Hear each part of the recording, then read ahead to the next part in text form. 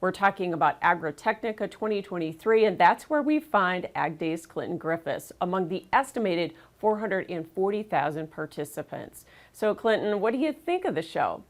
Yeah, that's right, Michelle. This is just a fantastic event with 400 to 500,000 people on hand for this week. Of course, they're going through somewhere in the neighborhood of 2,800 different exhibits from companies that represent more than 50 different countries. So this right here is just one building. There are dozens of buildings on this near 100-acre campus. Now, one of the things that is a big topic of conversation this year is the health of the industry as we get ready for 2024.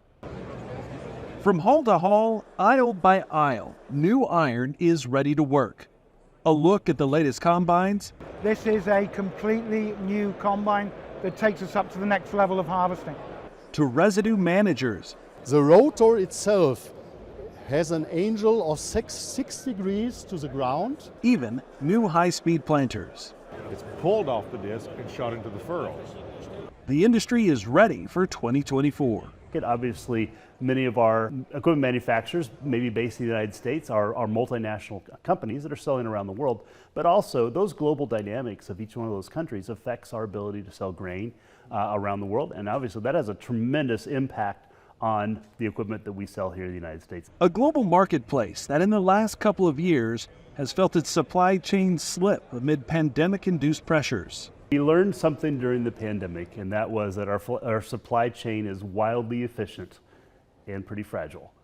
Which is changing the way many of the businesses here at Agritechnica manage their inventory. There's been an evolution that's taking place, and the evolution is, well, we need to keep, from a manufacturing perspective, we need to keep a little inventory here, especially on the critical components that we may have.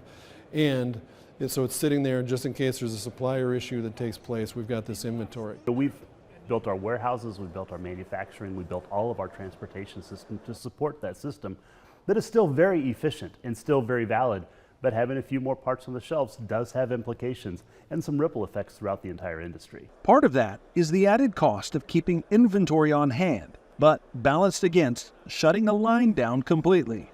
It's an expense worth the investment. Today's supply chains aren't perfect, but they are much improved. The supply chain is truing up. We had to change our business a little bit too and make sure we have the inventory parts and components so we can run our factories.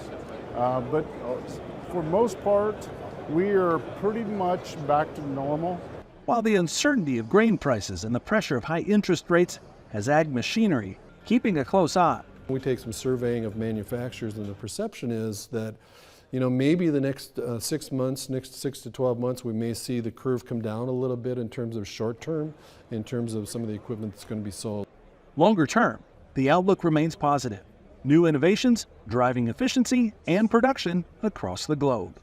Of course, we've seen tons of innovative products while we've been here, and of course, innovation goes hand in hand with efficiency. We'll talk about that tomorrow on Ag Day. Michelle?